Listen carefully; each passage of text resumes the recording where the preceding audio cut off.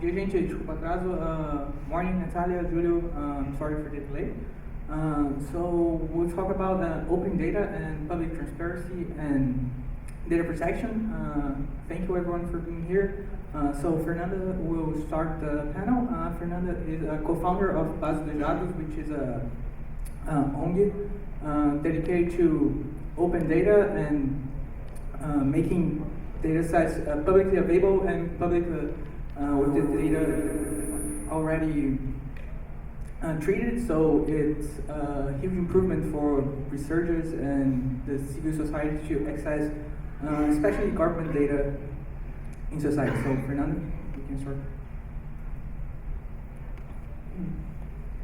Thank you, Jose. Can everyone hear me? Okay, so thank you for the invite and to support all the CPDP. The panel we are talking about today is about open data versus personal data. So how to balance the public transparency and data protection. The structure of the panel, just to have everyone follow up, we will have a brief intro right now that I'm going to do. Afterwards, each of our speakers will have mostly 10 minutes to discuss about our main subject. And afterwards, we'll have, I think, 30 minutes for questions. So if you already have any questions, there will be a QR code. I don't know how it's going to be the question, but we'll take it. No problem at all. So you can save your questions for later for any of the speakers. So to just have a quick introduction about everyone participating in the panel. Natalia Carfi, that is with us by Zoom. She is the Executive Director of the Open Data Charter. She previously worked as the Open Government Director of the government of Argentina, where she coordinated the co-creation of the third Open Government National Action Plan, and she was also the Open Government Coordination of the Government of Chile and the City of Buenos Aires. Julio Lopez, which is also with us via Zoom. He's the co-founder of DataLat Foundation. He has over 12 years of experiences with technical assistance and research projects with government agencies, research centers, and civil society organizations regarding open data and all related data treatment, and having participated also in projects related to open data and public contracts in Ecuador government. Bruno Bione, which is here with us, he's the founding director of Data Privacy Brazil. He's a member of the Latino-American Network of Studies of Surveillance, Technology and Society, and also a member of the International Association of Privacy Professionals. And last but not least, Ana Paula Vasconcelos. She is the Data Protection Coordination in Rio de Janeiro City Hall. She's a public servant with many years of career, with previous experience on the Rio de Janeiro state government and also Niterói City Hall. So to start a little bit, we'll have a quick introduction about the team. So open data versus personal data. This is a debate that has still a lot of unanswered questions and is still a very new field for us to talk about. On the one hand, we have open data as a crucial source for researchers, journalists, and the civil society, not only to fiscalize the government, but also to generate evidence about public issues on education, labor, transport, and many other areas. This is commonly reused inside governments as evidence and support reference to design and redesign public policies. And on the other hand, we have and we see major utilization of the major utilization of personal data, focusing on delivering more personalized service to people.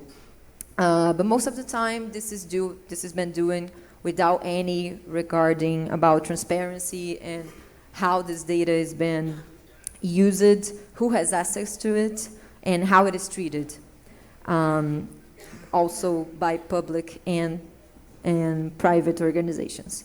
So the General Personal Data Protection Law, the GDPR, was published here in Brazil in 2018, and it came into effect after 2020. This was starting to regularize this field by establishing some basic rules on data protection, treatment of personal data, and also establishing the rights of data subjects among the use of personal data. So as I said, this is still a new field in Brazil, not only in data protection, but all the conflicts and the complementary works that generates with other areas. But not only in Brazil, but also many other countries, especially in Latin America.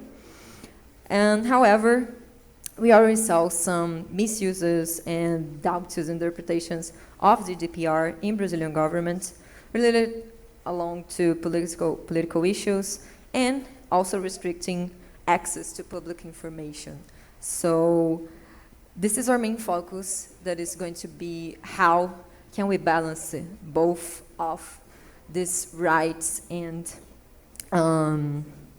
this right to have your privacy and protection data, and also to have access to information for the population, for journalists, for research, and all this. So where's the line that we should trace here? How can we guarantee the access to information and open data, especially regarding microdata, that is among the main issues of open data with GDPR, regarding also personal data protection. So what is the current scenario that we have of these conflicts here in Latin America countries and also subnational governments? So I would like to call firstly Bruno, can you say, to talk a little bit about the scenario in Brazil and mostly about the GDPR and all the data protection rules.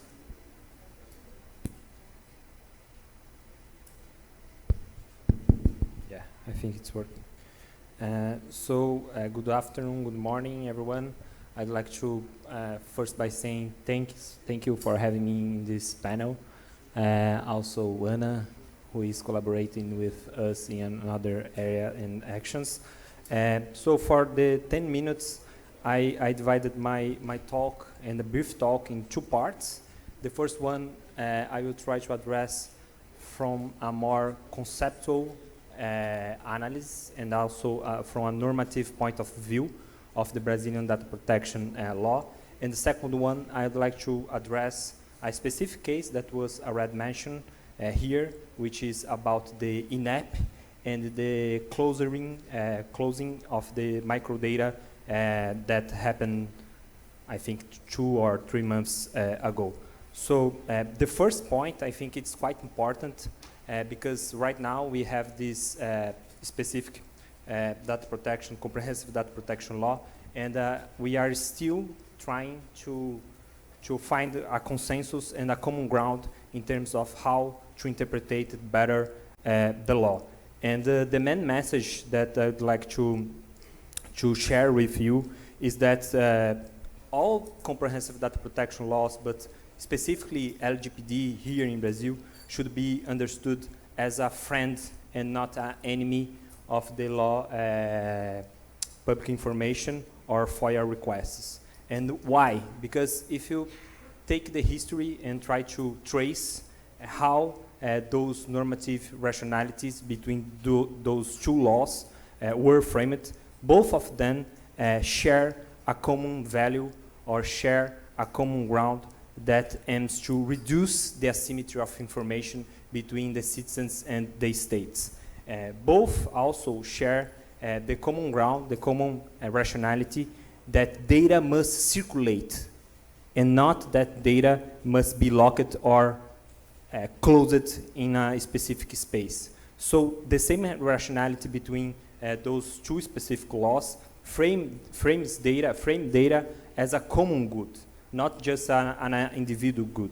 So just to give a concrete example, if you have if you take the Brazilian Comprehensive Data Protection Law, LGPD supports heavily this idea.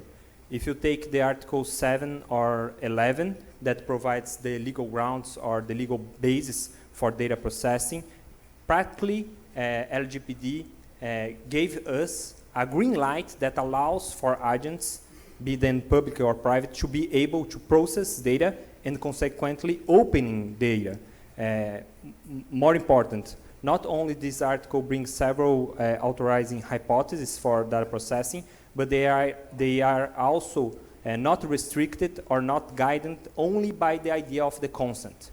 So from a practical perspective view, if you have a specific legal base to perform a public policy or fulfill a legal regulatory obligation, and that is to say issues that are closely linked with the perspective of active or passive transparency as put forth in the law on access to public information law here in Brazil.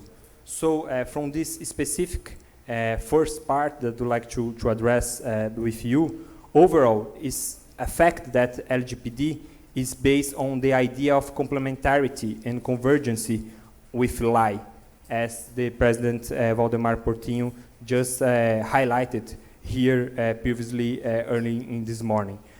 So it established guidelines for the responsible circulation of this data, and in this sense, data must circulate, again, framing in this idea as a common good, a greater good for society as a whole. This is quite important because right now in Brazil, we are seeing that LGPD is being wrongly used to close data or to deny FOIA requests. If you take into consideration one specific study that was conducted by an NGO which is called Fiquem Sabendo, the good news is that from a quantitative perspective, this clash is not so worrying. But from a specific, another point of view, from a qualitative point of view, it's quite worrying because federal government right now is using wrongly LGPD or trying to push an interpretation that puts both laws in a current circuit or in a clash. So trying to align better this interpretation is quite important, at least not to give a short response, but at least a route to align and to find a consensus in that regard. And the second point that I'd like to address for the first remarks is that we have to recognize that right now we are facing a trade-off between usefulness of database and also anonymization. And this trade-off has always existed. A greater usefulness or utility of a specific database, a given database, costs a greater degree of anonymization or resilience of this anonymization process, and vice versa. So pragmatically speaking, one will never be able to have a minimal degree of utility or usefulness of data without eventually giving up a more or less resilient anonymization process. There is no silver bullet here, and the inverse is also true. The greater the resilience of or robustness of an anonymization process, the lesser, to some degree, the usefulness of database will be. So it's a kind of a crossroad that we must recognize, and that we are facing by trying to combine personal data protection laws and also public information or FOIA in a general sense. So at the end of the day, we cannot balance or conciliate perfectly both goals of the law, but at the end you should respond the balance of the risk and the benefits of opening data is positive or negative. Then I think we have another route to reflect, not again to give a short response for it, but at least to frame better and properly the whole discussion. And this specifically what is lacking right now in this specific case that was mentioned and that is highlighted by this panel with regards in-app. That would be quite good and also quite good practice that any decision to open data or to close data should be previously informed by a specific regulatory tool, such as data protection impact assessments, that gave us evidence. What are the risks and what are the benefits and the final balance by adopting, by opening, or by closing a specific microdata or a specific database. That's what we need right now in terms of not only properly interpret the LGPD, the Brazilian Comprehensive Data Protection Law, but also at least pave a route to conciliate with the the law, public information, access, regulation, and normative that we hear in Brazil. That's why, and then I would like to conclude, I'd like to reinforce how welcome it's the use of publicization of data protection impact assessments before any measure to be taken, either for closing data or opening data. Using this an ex-ante instrument for decision making goes not only and covers not only the benefit of all data processing, but allows for us as a civil society participated in this decision, even challenging this decision. And this gave us a quite sophisticated notion, which is called informational due process. It might be too much theoretical, but have a lot of practical consequence. And this is precisely when we are discussing the notion of the publicity of data protection impact assessments, again, either to close or open database. This means that this idea of promoting rights and also to adversary proceedings and a full defense, not only in relation to the data subjects, the individuals, the citizens, but the society as well. Because at the end of the day, opening microdata is a legitimate interest and a public interest for the society that is also recognized by comprehensive data protection laws as a stakeholder, an important stakeholder to have this common good in place.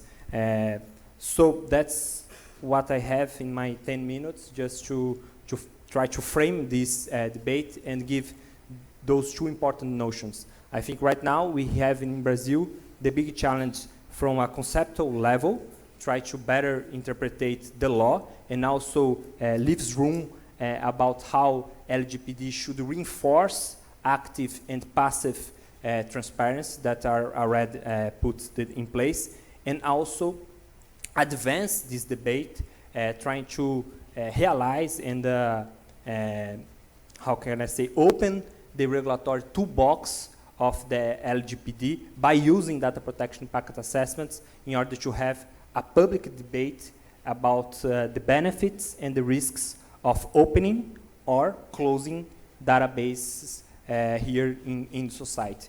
And at the end of the day, we might be successful trying to understand that both laws are complementarity, are in convergency, and both laws try to frame this idea that data is a common good and serves not only the individuals, but also the society in order to better precise and even run public policies that are based on evidence and not in a guesswork or whatever.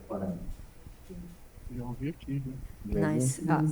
Thank you, Bruno, for the wonderful speak. And I would like to highlight your final statement, that is this shared idea that data is a common good. I think this is something that we don't see a lot in the debate, mostly when most people criticize LGPD and how it's been implemented. But this is extremely important, not only for the civil society, but for the government to also have this in mind and state this. And government through this main idea. So can we call Natalia or Julio, or should I follow up with Ana just to? Okay. Okay, so next one we'll have Ana Paula from the Rio de Janeiro City Hall. So she's going to give us a quick view of how can we also address this problem, and how is the Rio de Janeiro City Hall dealing with all the data protection rules, and how it's been applied to subnational governments. So, Ana, feel free to talk in Portuguese or English, which one is comfortable. Bom dia a todos. Me ouvem bem? Agradeço demais aí o convite da organização por ter a oportunidade de estar aqui hoje batendo esse papo com vocês. Como a Fernanda já me apresentou, eu sou Ana Paula, eu estou como encarregado de dados na Prefeitura do Rio e também estou ajudando a liderar esse processo de adequação à proteção de dados pessoais no âmbito do Poder Executivo Municipal. Eu vou fazer minha fala em português. Espero que os colegas que estejam acompanhando a gente pelo Zoom consigam me entender. Eu vou falar do modo mais pausado e compreensível possível. E vou trazer aqui, nesses 10 minutos de fala, algumas ideias para a gente pensar. Primeiro, um pouco do que o professor Bruno Bioni já mencionou na fala dele, e a Fernanda também, que é esse desafio pelo qual o poder público passa de, por um lado, demandar cada vez mais dados para a formulação e elaboração de políticas públicas, principalmente políticas públicas baseadas em evidência, e, por um outro, existir uma cultura organizacional no serviço público de não se tratar dados com o devido cuidado, né? Até a Fernanda mencionou isso na abertura, e quem trabalha na administração pública sabe que não existe uma cultura de governança de dados estabelecida, e que o servidor público, na dúvida, ele pede sempre mais informação e, se possível, ele te pergunta a mesma coisa 3 vezes. E, se possível, ele faz você preencher 3 formulários te pedindo a mesma coisa para o mesmo serviço. Então, essa lógica ela existe na administração pública, e vem a LGPD e todo o ecossistema de normas e boas práticas de proteção de dados pessoais para dar uma chacoalhada e exigir do poder público uma mudança de paradigma, né? Nesse sentido, para todas as esferas e entes da administração pública, isso tem sido, de fato, um grande desafio. E eu vou conversar com vocês um pouquinho como a Prefeitura da cidade do Rio de Janeiro vem se estruturando para dar conta desse grande desafio. A gente tem discutido 3 principais frentes de ação.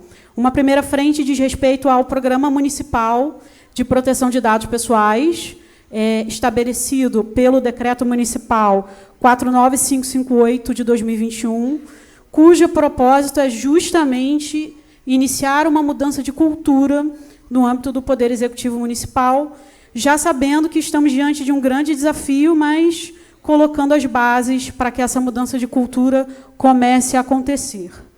Um segundo ponto importante é a nossa visão de que os encarregados de dados devem atuar em rede e devem atuar muito próximos dos centros tomadores de decisão sobre o tratamento de dados pessoais. Ou seja, a Prefeitura do Rio tem implementado uma visão de que deveria haver um encarregado de dados para cada órgão da administração pública direta, ou seja, as secretarias do município, e para cada entidade da administração pública indireta, ou seja, autarquias, fundações, empresas públicas e sociedades de economia mista. Para cada um deles, a gente tem um encarregado de dados nomeado, e essa listagem com os encarregados de dados, que servem de canal de comunicação entre o cidadão E os centros de tomada de decisão, os agentes de tratamento, eles estão publicados no site da Secretaria de Governo e Integridade, que eu convido desde já que os senhores acessem e conheçam. Essa visão de que existe um encarregado de dados para cada órgão e entidade é uma visão que torna a governança muito descentralizada. E, como tudo na vida, tem prós e contras. A gente vem observando que outros governos municipais têm adotado modelos um pouco diferentes do nosso, e aí cito aí a Prefeitura de São Paulo, por exemplo, que tem uma visão mais centralizada, com um único encarregado de dados para toda a administração direta, mas a nossa visão tem sido justamente descentralizar e permitir que o encarregado de dados esteja muito próximo de quem toma decisão sobre o tratamento de dados, que possa dar uma resposta mais eficiente ou mais próxima da realidade do cidadão. E aí, um terceiro eixo diz respeito justamente à comunicação com o cidadão carioca titular de dados pessoais. Nós temos não apenas os encarregados de dados nomeados, como eu mencionei, para cada secretaria e cada entidade da administração indireta, mas temos também o atendimento pelo canal 1746. Se os senhores forem moradores da cidade do Rio de Janeiro, vocês conhecem o canal 1746. Certamente já xingaram alguém da prefeitura através dele, estamos cientes, recebemos reclamações, faz parte. E esse canal, que é um canal consagrado de comunicação com o cidadão carioca, é um canal em que há uma possibilidade do titular de dados fazer uma solicitação sobre a proteção dos seus dados pessoais. Esse serviço é um serviço absolutamente novo, já fomos muito xingados lá, então já passamos por essa quebra de paradigma, e vou trazer uns números para vocês, só para a gente pensar. Desde que o serviço foi iniciado, em novembro do ano passado, até julho, nós tivemos, dentro do 1746, um total de 24 chamados ligados à proteção de dados pessoais, dos quais 19 foram solicitação de informação. E desses 19, eu poderia dizer que a esmagadora maioria são de cidadãos que ou não sabem como fazer uma solicitação de serviço através de um dos canais digitais da prefeitura, ou estão meio perdidos. Chamados do tipo, eu troquei meu aparelho celular e queria trocar senha para acessar um serviço digital, como eu faço?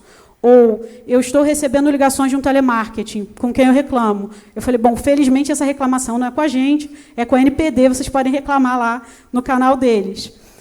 Enfim, o que nos parece desse primeiro ciclo de atendimentos de comunicação que nós temos feito com o cidadão carioca é que existe também um processo de educação da sociedade civil que está em curso. A sociedade civil ainda não sabe que existem esses direitos garantidos pela legislação e ainda não sabe como exercê-los. Então, existe também uma mudança de paradigma por parte do poder público, e aí não é só a Prefeitura do Rio, mas todas as esferas de poder público estão passando por esse desafio, mas existe também um desafio de mudança de paradigma para o cidadão, que agora começa a ter que aprender como exercer esses direitos que a legislação trouxe para eles. E, enfim, para encerrar minha fala, vou falar um pouquinho dessa discussão de convergência entre lá e LGPD. Como o Bruno mencionou na fala dele, não é uma questão de disputa, em que as legislações estão em pontos opostos, é uma questão de convergência. E a nossa visão na Prefeitura do Rio é que essa convergência é muito clara, primeiro, em razão do princípio da transparência, que aparece em ambas as legislações, isso já foi mencionado até em outras palestras ao longo do dia de hoje. O segundo é discutir que o tratamento de dados pessoais seja feito, pensado pela perspectiva da privacidade desde o momento da sua coleta, ou seja, uma lógica de privacy by design, que é muito difícil de ser implementada na administração, mas que talvez possa permear o desenvolvimento de novos sistemas e novas aplicações. E aí, uma iniciativa interessante da Prefeitura do Rio, que eu convido vocês a conhecerem mais, é a contratação da plataforma convergente, que é o sistema que deve substituir o atendimento ao cidadão, o chamado 1746 e o Carioca Digital, e que está atualmente em fase de contratação, e tem como perspectiva que ele seja privacy by design desde o início. O terceiro é pensar em salvaguardas da proteção dos dados desde o momento em que se coleta, e aí, quando o Bruno traz que a LGPD traz uma caixa de ferramentas que deve ser usada, a ideia é justamente implementar isso no âmbito do poder público, através desse programa municipal que eu mencionei, que possui um dispositivo trazendo justamente a implementação de um programa de governança em privacidade em cada órgão e entidade municipal. E, em último, e não menos importante, a ideia de ter uma política de dados abertos bem clara, bem objetiva, em que o poder público explica ao cidadão em que premissas os seus dados serão abertos, tanto por uma perspectiva de transparência ativa como passiva. E aí eu aproveito a oportunidade e convido vocês a conhecer a iniciativa Data Rio, da Prefeitura da cidade do Rio de Janeiro, que já está disponível online e na qual a Prefeitura disponibiliza uma série de dados para acesso público, entre eles dados de uso e ordenamento do solo, como foi mencionado pelo palestrante agora pela manhã, Tiago Ávila, acho o nome dele, mas se eu estiver errado, por favor, me corrijam. E, para encerrar, queria dizer a vocês o seguinte, já passei bem mais de 10 minutos, peço desculpas aí pela organização, mas dizer que essa mudança de paradigma é um desafio não só para o poder público, mas também para o cidadão, e ela é muito uma discussão de confiança, né? Como a palestrante Andrea, calma que dessa vez eu não vou errar, Ana Bryan, mencionou pela manhã, essa discussão de privacidade e transparência é uma discussão que passa muito não só pela discussão de inteligência artificial, mas também por essa construção de consensos entre transparência e privacidade.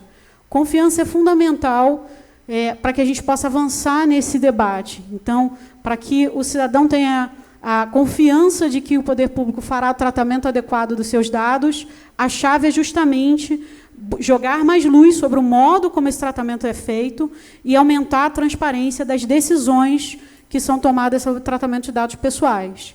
E esse é o desafio que está dado para o poder público e é também o norte que a Prefeitura da cidade do Rio de Janeiro tem utilizado para fazer a sua adequação dos seus dados pessoais às melhores práticas e à legislação de proteção de dados pessoais. Pessoal, me coloco à disposição. Muito obrigada. Boa tarde. Thank you, Anna. It is incredible to see all this initiative from cities, not only Rio de Janeiro, but also São Paulo and other capitals, but it's still, like, as we said, extremely new field, but it's in the cities, in the city hall, that we actually have the contact with the people, right? So we see a lot of things going through national to subnational, but it's where we have the close contacts to the citizens and to address all the protection data regarding people's lives. So can we follow up now? Okay, nice.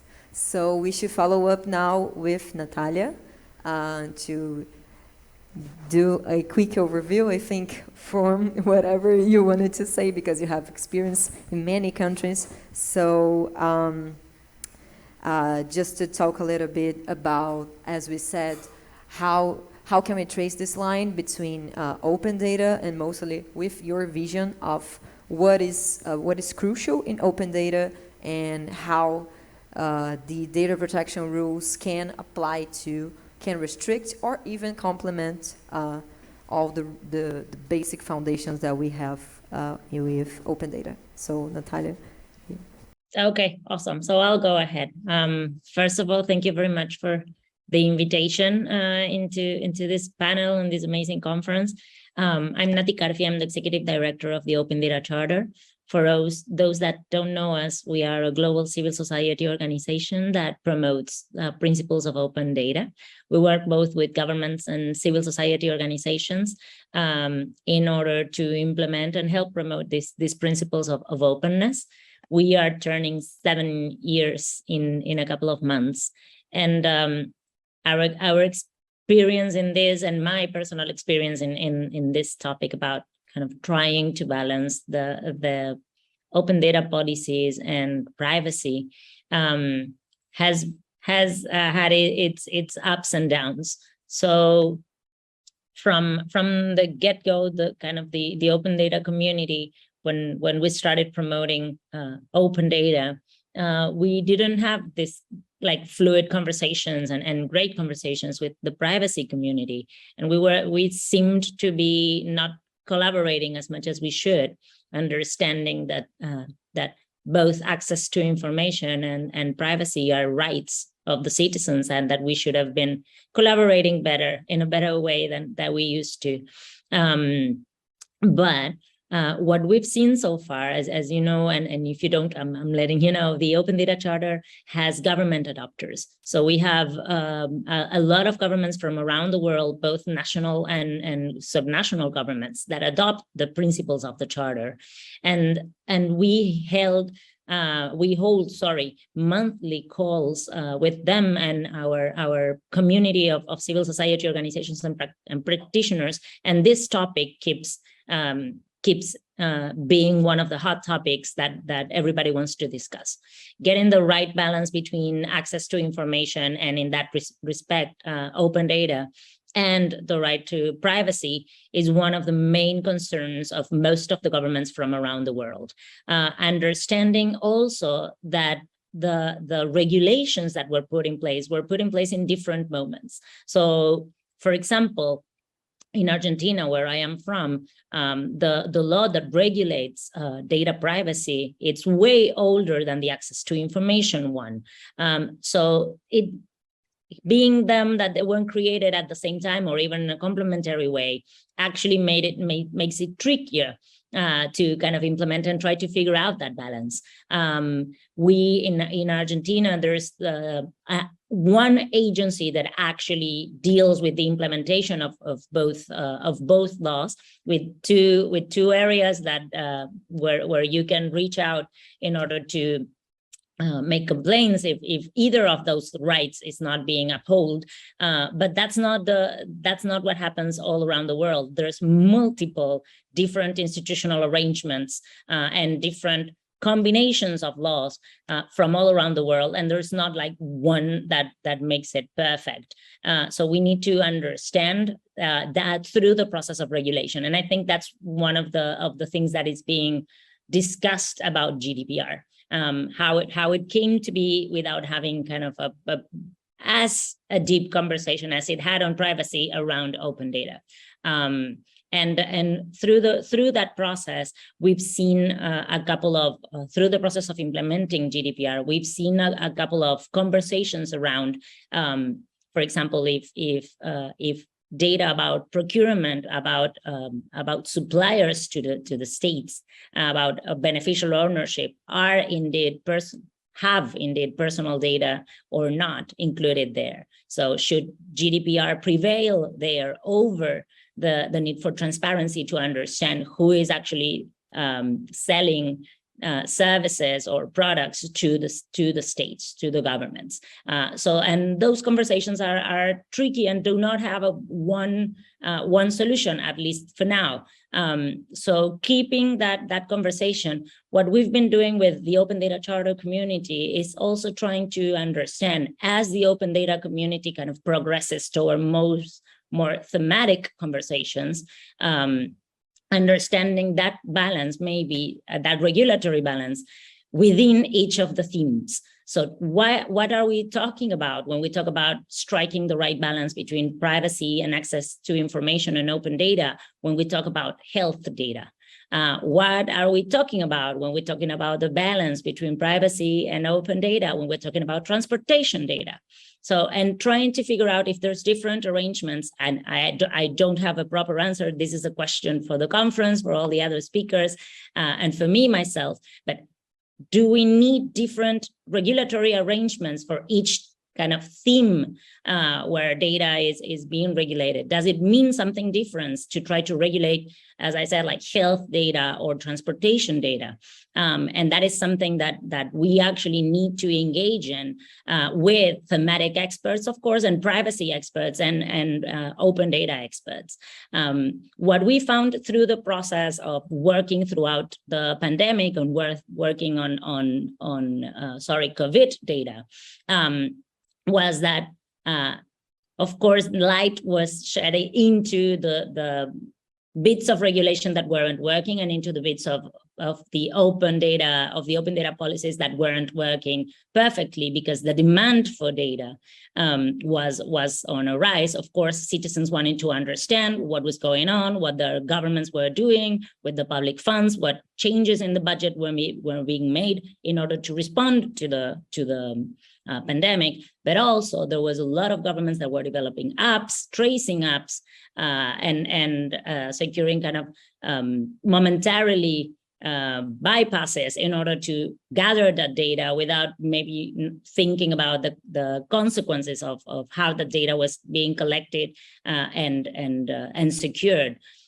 So throughout the processes of kind of the strong restriction moment of the pandemic, we worked with governments, with civil society organizations, and with our community to try to understand how data governance could look like for a pandemic, for a crisis situation, and collaborating with the organization with OECD. What we did is create a document that is called Policy Plus that I will share with everybody here, that actually tries to understand the governance needs, the data governance needs, to navigate another crisis. Hopefully we don't go through another pandemic, but a proper crisis, trying to understand what the short-term, mid-term, and long-term policies should be in place in order to have a better response. And we navigate through different areas like equity, which equity policies should be already put in place in short-term, mid-term, and long-term. How the team should look like in order to be able to secure openness, but also privacy, in order to be able to handle data through a major crisis like COVID-19 is. And through 6 different themes, we propose different areas in data governance that actually try to have a proper conversation between this balance that we're talking about, between the need for openness, because we need to understand what's going on, as I said, but also securing the right for privacy from the citizens.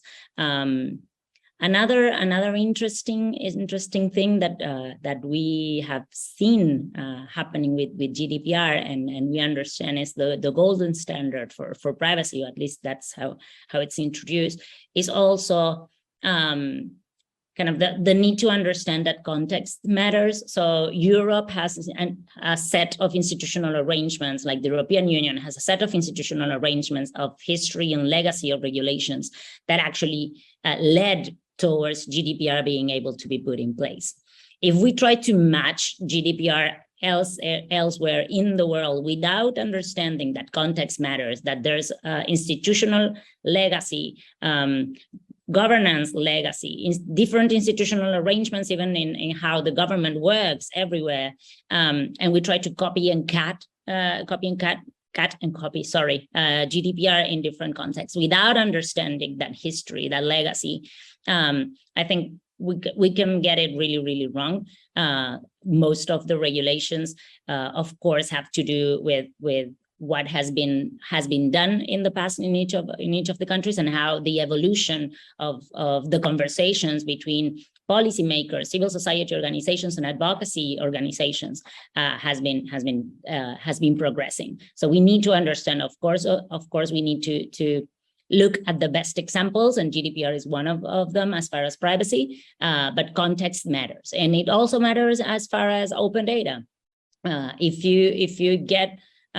you take a law or a regulatory framework that another government created and try to make it your own without understanding that context matter, you might get it really, really wrong. And that is something that we need to understand. And so analyzing GDPR and understanding which parts actually make sense for your context, for me, it's critical, because it's not the same to have like a community regulation as the GDPR is for the European Union, and try to make it work for one country with a totally different arrangement and context. The idea is to keep these conversations going, and as I said, probably promote the thematic conversations. Open data used to be about opening up any data and publish, and they will come and use it. And we've moved past that, and now we're working on another perspective that is trying to publish with a purpose, understand which is the public problem that we're trying to solve while opening open data. So open data as a means towards another end, and that's how like the thematic open data policies have kind of grown all throughout the world. I think, and once again, this is a question that I throw to everybody, because it's not clear what the right path is. And maybe there's not just one right path, but understanding how regulatory frameworks play out in different themes, I think it's really interesting way to walk together and understand how we can better help governments in any level of government and in different areas of the world work to guarantee the citizens' rights, which is the core business that we all work in. And that's it. Thank you very much.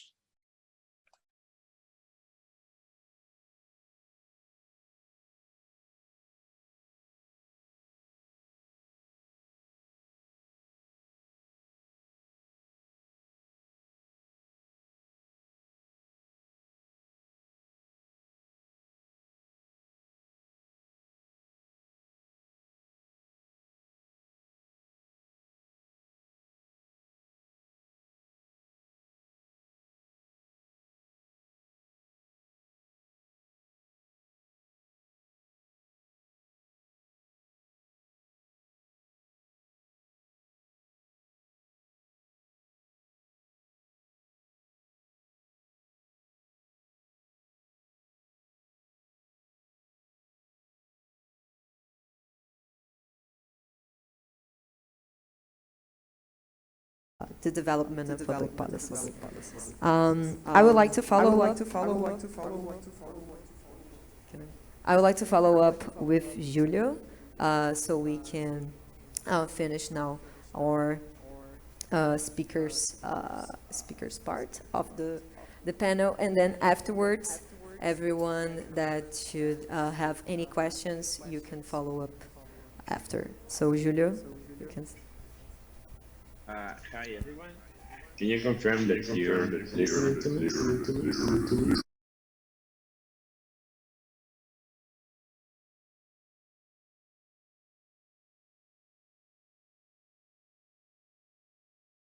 Thanks a lot for the invitation to the organizers of the conference. In my case, I come from Data Lab Foundation. I'm currently the project director, and we are working with different entities in Ecuador, specifically in open data initiatives, but also we have recently also started including the GDPR regulations in the country. And I will give you in this talk first a little bit of a general information on context in my country, which is Ecuador. And then I will develop a little bit more on what Nati also mentioned about how this is happening now, how open data and data protection in terms of how, for example, governments are opening data is happening right now with 2 examples that we are working here in Ecuador. Well, to start, in Ecuador, the open data regulations and the policies started officially by the end of 2020. So it is also recent for us to have these policies in place. And since then, we have been working on technical guidelines on how governments should open their data. Basically, this regulation affects mainly the central government entities in the country, and therefore that has been our main focus in the last 2 years, specifically working, for example, with health data that has a lot of, I will say, controversies around data protection as well. So I will develop this a little bit more later. And in 2021, Ecuador adopted the Personal Data Protection Law, which is a project that was in our parliament since 2019, but it was approved in 2021. So since then, we have also in place this law that basically the main purpose is to guarantee the right to the protection of personal data. That includes the access and decision on information on personal data, as well as its corresponding protection. So as also other colleagues mentioned before, it includes various elements of the standard set by the General Data Protection Regulations in Europe, for example. And it also, in our country, I'm not going to go into some specific issues, but for example, it pointed out that we will have a new government entity that is the Superintendence of Data Protection, that is going to consider all the different regulations around personal data protection in the country. So given these provisions from the law, we now have started including all these different regulations in the work we do in open data. And for that, from this perspective, basically what we think is the data protection ecosystem is still incipient in our country. As well as I will say that the open data movement has been growing little by little in the country. And now we have a more, I will say, more tools and more regulations for central government entities, various ministers that are now opening data. But given that the data protection law is new, we also are in the beginning, I would say, to have these two concepts or those two technical words getting together to start talking about what is basically the main principles of data protection that should be applied into the open data guidelines and tools that we are right now in the country implementing. So right now, what we are basically doing is the open data regulations are being updated in compliance with the new data protection law. And how are we, from the data lab perspective, we are working with now with two ministers in the country, the environmental, the agriculture, and the health ministries, working specifically on applying the open data guidelines, technical guidelines to open different data sets that have not been published before. So for these data sets, specifically in the case of the health ministry, those need to be also considered, the data protection law principles need to be considered in this, because those have, as another colleague mentioned before, microdata that also includes a lot of personal data. And for that, we need to apply various anonymization techniques or any other that had not been developed before in the open data guidelines yet. So for that, I think it's basically these new processes that we are implementing, but also this gives a lot of challenges, given, for example, the amount of data that needs to be anonymized in the case of the health sector.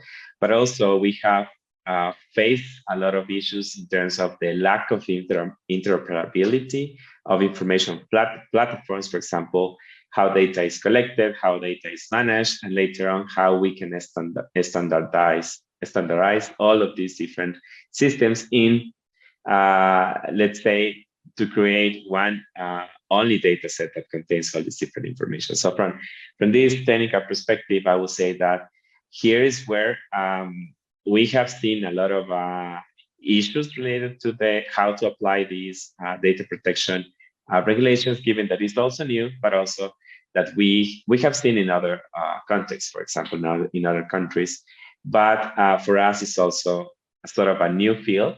So for that, we need to also look into these different details when we are working with government data in terms of open this data. Other examples that we have found is, for instance, in local governments, as one of the previous speakers mentioned, local governments are also developing open data policies, and also considering now the data protection law, we are also including these different aspects in the open data regulations with these local governments. In fact, we're working with one specific local government here in the country, and for that, we are currently looking into how this needs to be applied. And for instance, it needs a lot of understanding from the different departments of the municipality, and also who gets involved into the process. It's not only, for example, looking into more detail how the different departments work in this municipality. Is not only the legal issues office, is also the IT department, it is also the planning department, and also, for example, the departments that also collect data from the citizens, but also what data they are collecting, and later on how this is treated into the information systems in the municipalities. So we are looking into all these different aspects of different levels of government data that is being collected and what data is being collected. But for that, it's also important to consider now the data protection regulations, which is something very new for us. And until 2023, these new superintendents that is being created will not sanction any government entity for not applying this, because there's from 2021 to 2023, this 2-year process will be basically 2 years to learn how to do this in different levels. So from our experience, that's what we will say, is that we should take privacy not only, it is really important, but also in some cases, given the political issues, or for example, let's say, not understanding well the technical concepts, it is also a barrier for some specific regulators or some specific agencies to not understand that they should also be transparent and accountable. So it becomes in a way that we need to clarify very clear that open data does not oppose to data protection. In fact, they are very complementary, and we need to understand that also applying anonymization and other techniques, it is a way to succeed in this balance on what information shall be published and what information will never be published. And for that, we also need to understand this very well in terms of how we do these in the different contexts, because at the local level, we have a lack of experience on how to deal with these amounts of data and how to open data and how to implement these data protection regulations. At the national level, we have a more, let's say, way on open data and how to apply the different guidelines we have in the country. But now the data protection regulations are new, so we need to understand this in a way to promote both at the same time, and not, let's say, have issues in understanding these two concepts are not opposed, but they are complementary. And also at the end, from a user perspective, it is an urgent to explain to the users what rights they have in terms of caring after personal data, how, for example, third parties are using this data, our personal data is really key. So for that, we also have and will start initiatives on making awareness in the population on how your data, basically your personal data, is being treated in the different entities. But also, as other colleagues mentioned, we have seen this lack of knowledge about what does this mean for a person. For example, when we use government systems, we also give them the permission to use our data for a specific uses. But now with this new regulation, we are even able to go to these superintendents and ask what are they doing with our data. And that, in fact, in our country is part of the constitution. It's one of the articles in our constitution that we will have the right to also do that. So now that we finally have this law in place, we'll see how these progress in our country. We don't have much, as I mentioned, it's recent, so we don't have much evidence yet to see how this is gonna being applied, but that's something we are also very active, and we will start in October. We'll have a similar congress to this, but it's a national congress on the different aspects of open data in the country, and one of them is going to be dedicated to how open data and data protection is working now in our country, in our context, which is really good because, as I mentioned, we still have little evidence on how this is going to be applied, but also from a user perspective or a citizen perspective, we need to understand this. And there's an urgent for us to also create data literacy projects and also awareness and capacity building on how this is affecting us, or how what measures we need to take into place in order to know what to do with our data and how our personal data is being used in terms of the different concepts that I mentioned before. So I will finish here. As I mentioned, our case is in a way similar to other countries in the region. There are others that have more experience in this, in applying open data and data protection laws. But since this is a case for us new, we are really keen on exchanging more information, seeing what projects have been working or are not working in the region, because as someone mentioned before, context also matters. How we apply this in a very specific context and very specific topic or sector is also very important. So thanks a lot, and I'm happy to share more in the questions section. Thank you. Thank you for sharing your experience with us, Julio. So before we start the questions, I'd like to highlight some points that basically everyone brought up, and in my view are really important. So context is really important. On the other side, not only we think about the Brazilian context, but where the database comes from. So one of the issues with data protection is avoiding the identification of the subjects of the data, and even if with it we discard the obviously information that can be used to identification, so social security, information that can be crucial to evaluate public policy. So if we take the in-app education census example, if we want to understand how the education is in Brazil, it is essential that we have the information about race and age, but in the context of a certain school or a certain class, only these two pieces of information can be used to identify someone. So if we have a person that studies in a certain neighborhood, only the race and age can identify her or him in a class, and we might not think this information is necessarily something that can identify someone a priori. So this is highlights the importance of having a procedural process, procedural implementation to evaluate the impact and how we share data, as Bruno said, and the importance of having someone close to each issue to evaluate and understand the case, as Ana said, that's being done in Brazil. So there's this other side of context importance that I think it's difficult if we have to deal with the policy side and how we decide which data to share and which data to keep locked from public databases. Yeah. Can I? Okay. So yeah, thank you so much, Jose. We will be open up with some questions if you guys want to. I think you can raise hands. Yeah. Okay. A pergunta é: qual é a leitura de vocês sobre justamente bases públicas cuja premissa de publicação é que sejam anônimas ou anonimizadas?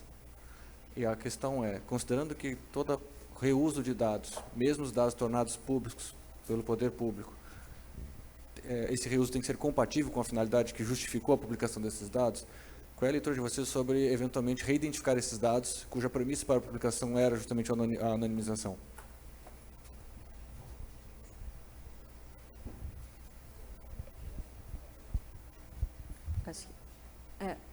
we will be following up with another question just to get all this.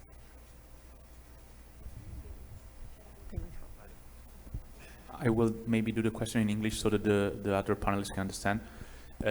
So my question actually builds up on what the previous question was mentioning about the anonymization, because it is frequently proposed as a very good strategy to avoid, well, to allow reuse of data with avoiding that the data subject is identified as when the data is supposedly anonymized or anonymous.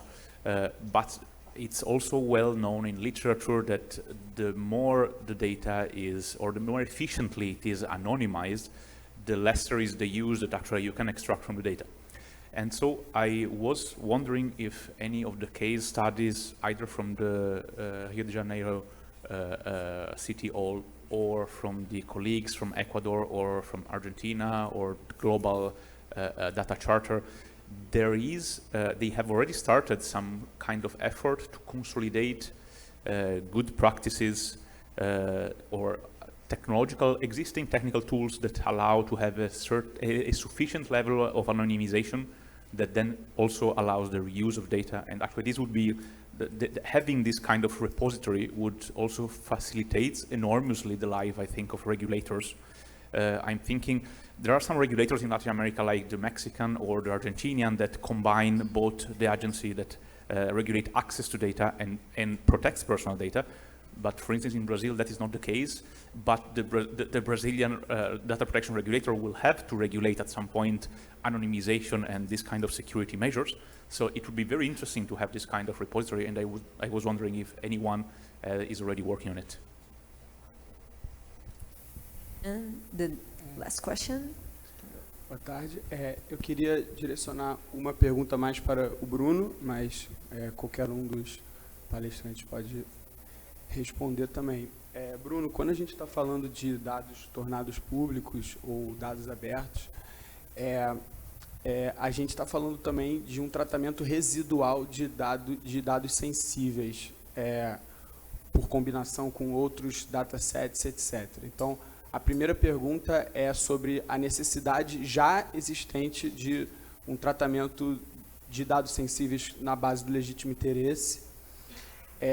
E também eu queria perguntar também sobre a sua opinião sobre o uso de mais de uma base legal, mais uma justificativa pública para respaldar o tratamento de dados, considerando que parte da doutrina vem entendendo o uso de apenas uma das bases. Inclusive a gente tem artigos da professora Miriam, do Renato Leite, e a gente tem também alguns guias da ANPD direcionando para esse lado, e me parece que não está muito condizente com a necessidade, quando você precisa tratar dados tornados públicos, etc. Queria que, enfim, você pudesse falar um pouquinho sobre esses pontos. Qual que é seu nome? Desculpa. Bernardo. So, I think the last question. My name is Diego. I want to jump in the question raised by Luca, and with a little different perspective. But a really hot topic today in the intersection between AI and data protection is synthetic data. And I was wondering if any of you guys know any initiative that uses data synthesization as a technique, as a tool to protect or try to protect data protection or privacy interests of data subjects, and also promote open data.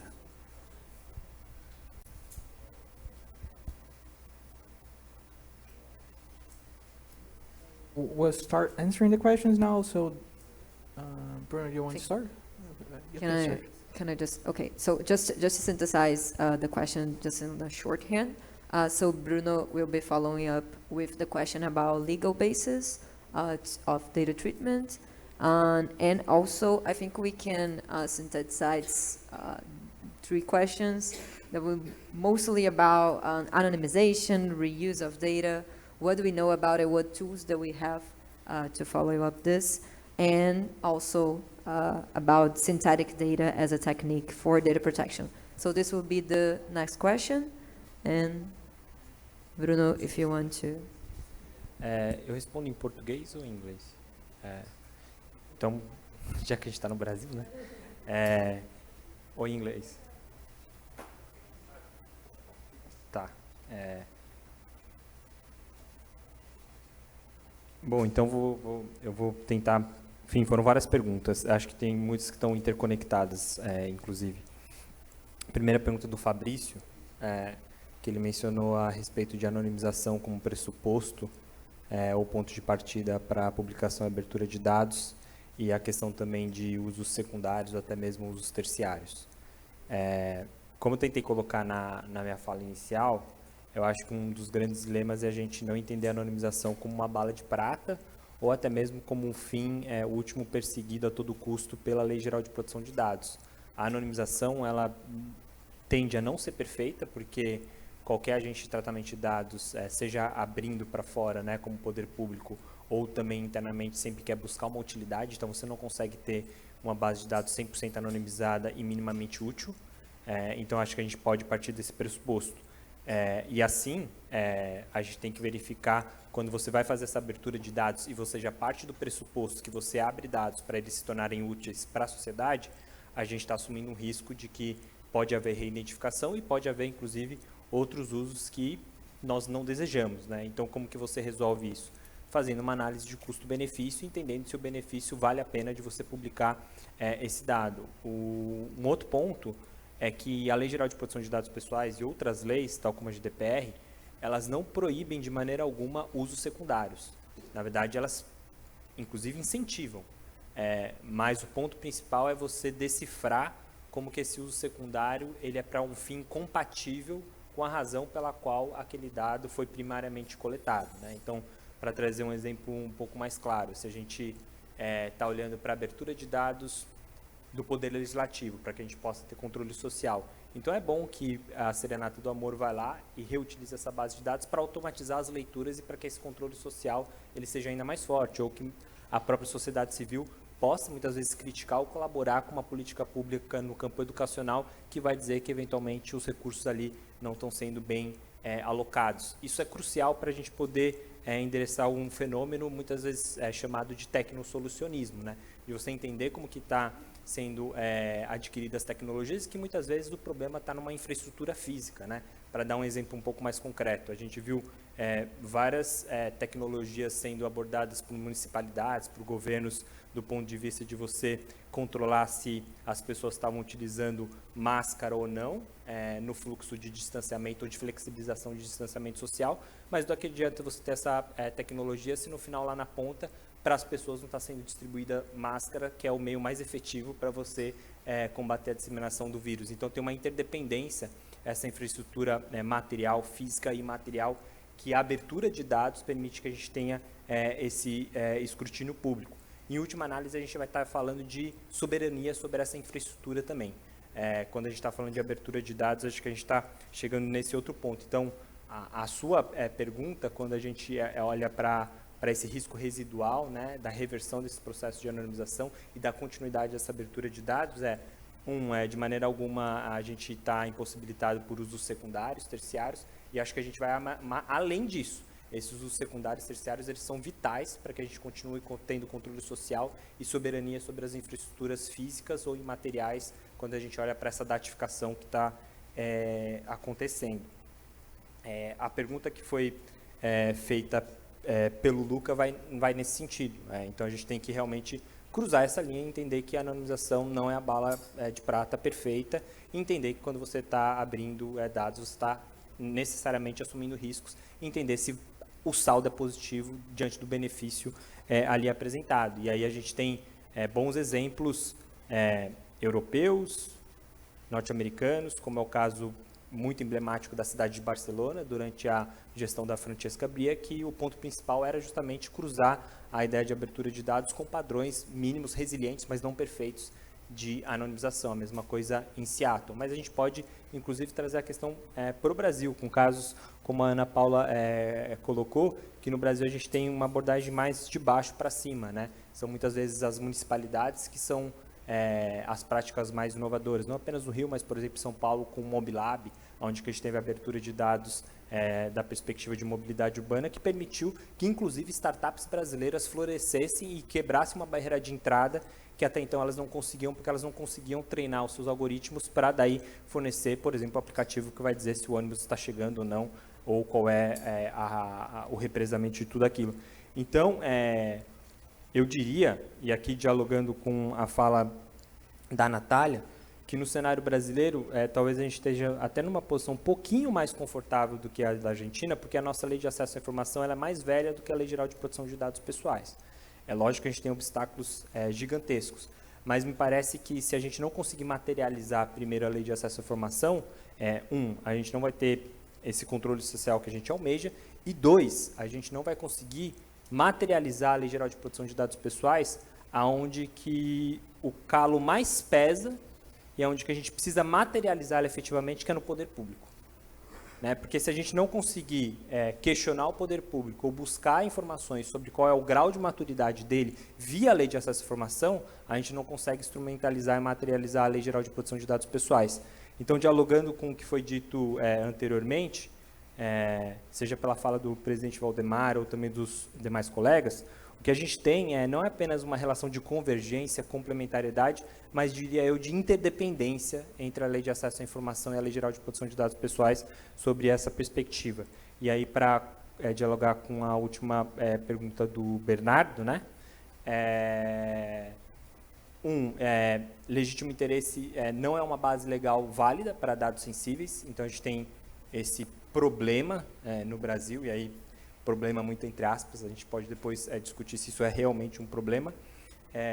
E a segunda questão, eu concordo contigo que é muito difícil você ter essa questão de enrijecer o tratamento de dados quando você tem que apontar uma única base legal, mas também é uma perspectiva de boa-fé. Né? Porque, por exemplo, muitas vezes para o titular exercer uma série de direitos, como de oposição, ele tem que saber qual que é a base legal que está sendo apontada. E muitas vezes, se você tem uma carta na manga onde que você surpreende ele, você está, no final, gamificando o próprio sistema. Aí você pode me dizer, mas Bruno, a gente tem um cenário muito incerto, a gente está aplicando a lei agora, uma lei recente, por isso que a gente tem que pensar nessa perspectiva de uma regulação enquanto um aprendizado. Por isso, a própria ideia da NPD de uma regulação responsiva. Ok, não tem problema se você errou essa base legal e não era legítimo interesse ou era uma outra. Mas você estava de boa fé? Você prestou contas?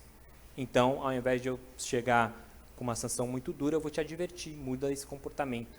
Então, trabalhando com essa segunda lógica, mesmo que a gente tenha uma única base legal cabendo essa interpretação, a gente pode entender que tem uma outra curva a ser seguida, que é essa perspectiva de regulação responsiva, e que se você prestar contas e estiver de boa fé, você vai ser contabilizado como tal e você vai ter um aprendizado durante o próprio processo de interpretação de bases legais e outras questões relacionadas à Lei Geral de Proteção de Dados. Desculpa, foi muito longo. So, I think Natalia, Julio, do you want to answer any of the questions? I think probably about anonymization and reuse of data. I think this is very interesting in the view of open data, like how can we tackle also the issue about having open data and have the principles of open data, so that we have the raw data actually being provided by the government, but regarding also the protection of personal data and all this. So do we have any tools or any guidelines from the open data community also with anonymizations? So once again, I think context matters. It all comes down also to what regulatory framework looks like. And one of the examples that I can share is a courthouse, a local, from the local judiciary power of Buenos Aires City, that through a hackathon, a call for innovative projects, actually developed an algorithm that helps them anonymize court rulings in order to be able to publish them faster than they used to, because it used to be a manual process. And so they decided to try to publish. Of course, everybody has the right to due process, so there's certain judiciary data that shouldn't be open up until the moment when the judiciary process is done. But through the algorithm, they've been able to publish data that they weren't able to publish before. There was no specific regulations. They just needed to kind of tackle the technical bit of it, and not having one person like going through the whole process of anonymizing each and every one of the data sets. So bringing in participation as part of understanding and working through this balance of access to data and privacy is one of the things that I wanted to raise. In this case, it was through kind of a hackathon that they developed that, but we don't need to forget that this is citizens' rights that we are talking about. So as much as there's a technical conversation and of course a legal and regulatory conversation that we need to uphold, there's always new solutions, new visions, and new opinions that can come into place if we open up the floor for participatory processes, and to hear actually and understand possible solutions and possible concerns that citizens have. And I'll leave it there.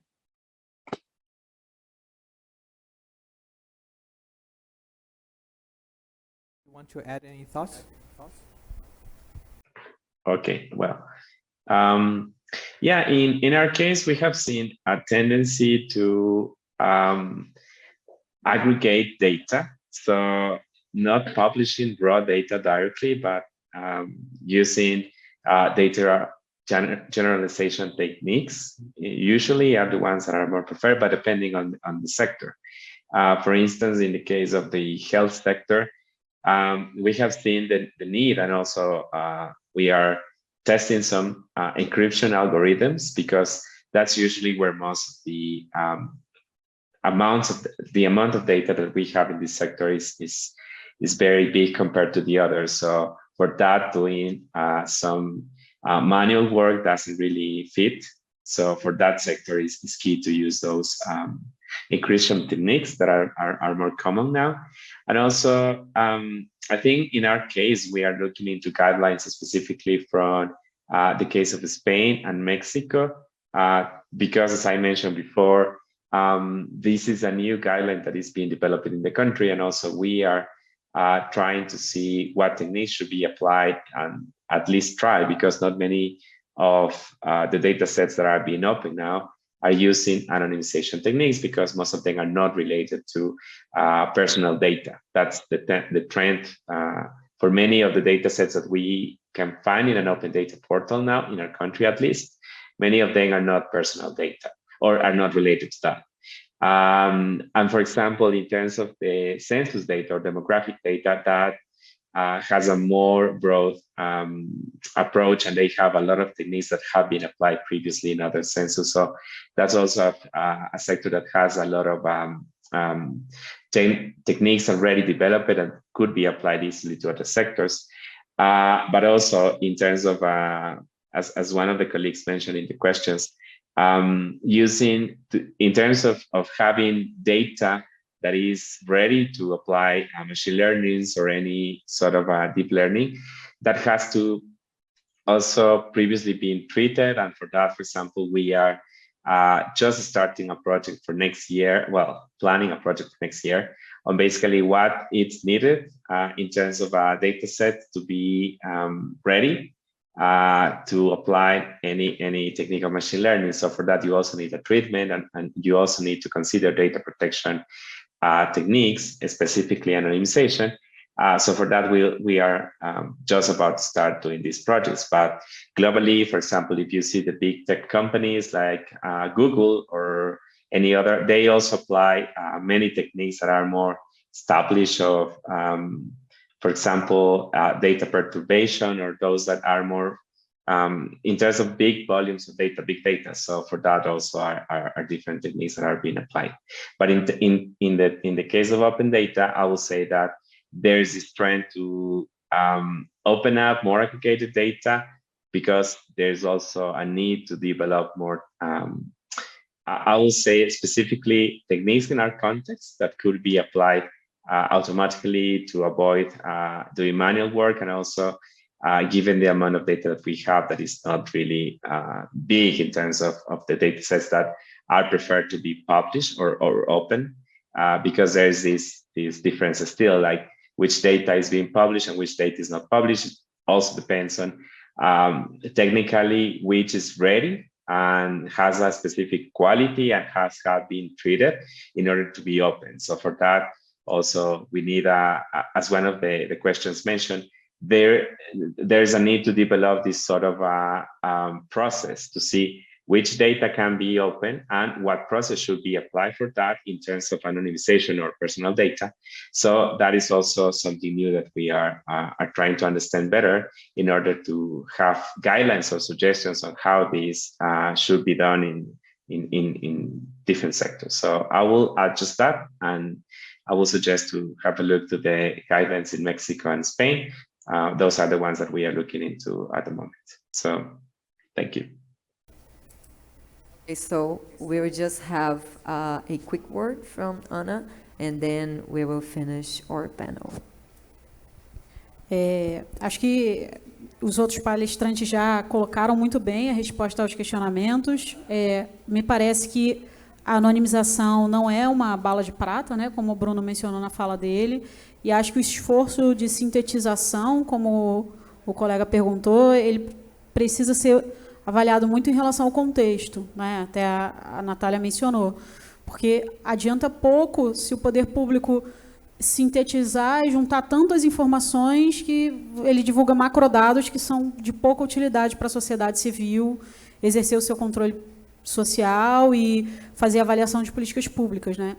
Então, o que eu acho que pode ajudar a fazer a compreensão melhor do contexto a chave está na lei, a meu ver, né? A gente tem que entender em que contextos existe o interesse público geral e preponderante que justifica a publicização de certos dados pessoais, né, independentemente de serem aplicadas técnicas de anonimização ou sintetização. Acho que esse questionamento de, mas, ok, vamos tornar esses dados públicos, qual é o fundamento disso? Qual é o interesse geral por trás para a publicização desses dados? Acho que essa pergunta fundamental é que nos ajuda a entender se são necessárias técnicas extras de proteção de dados ou se existe um interesse geral que está acima disso e que justifica, sendo ponderados os riscos, como o Bruno comentou na fala dele, a publicização desses dados. Eu acho que a lei, em complementariedade à LGPD, que nos dá a chave para a compreensão mais refinada do contexto. Perfect, Anna. So I think we'll be closing up with this. Just to summarize, we had a major discussion, and I think I would like just to add up a consideration that Bruno already talked about. That is, how can we measure and can we address actually all the risks that we have with open data versus data protection. So there are tools. So the GDPR already established this tool from the data protection perspective. So we have the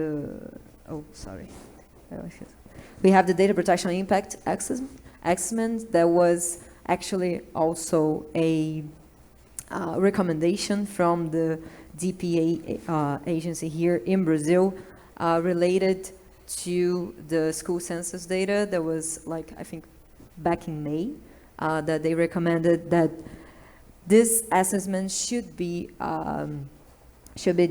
prepared from the government to actually previously decide on what data should or should not be publicized with open data. And we have these tools through the data protection. We still don't have, I think, major tools in open data or related fields that we can create also to complement all this data protection specificities regarding open data.